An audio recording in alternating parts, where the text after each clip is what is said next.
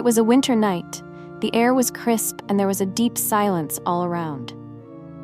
There was an old house on the outskirts of the village, which people called Bhootiya Kothi. That house had been vacant for many years, but its story was alive in people's hearts. Rahul, a 25-year-old boy who had returned to his village from the city, one day while drinking alcohol with his friends, decided that he would go to that house that night. His friends tried to dissuade him, but Rahul said, "I am not scared, it's all nonsense." At 12 in the night, Rahul was standing alone in front of that room.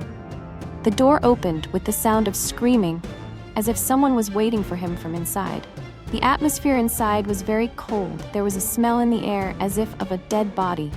Rahul lit his torch and went inside. Old pictures were hanging on the doors, and there was a thick layer of dust on the ground. Suddenly, he heard the sound of footsteps from behind. That matter, but there was nothing. He thought that maybe his mind is playing with him. But then, he heard another voice. A woman crying. The voice was coming from above. Rahul decided to go above the stairs. His breathing was getting faster with every step. When he reached the top, he saw a woman in white clothes standing near the window. Her face was hidden and her hair was touching the ground.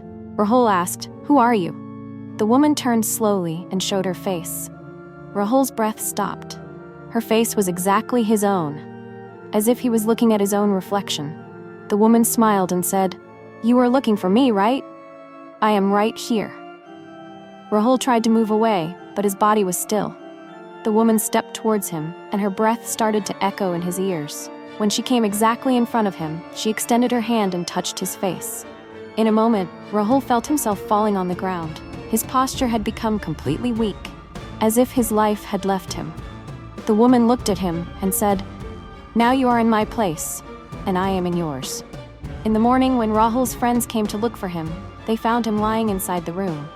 His face was completely clean, and his eyes were open, but there was no life in him. He was absolutely still, as if someone had pulled his face. Even today, people say that at night, a woman's cry can be heard from that place, and sometimes a man's scream too, which never ends.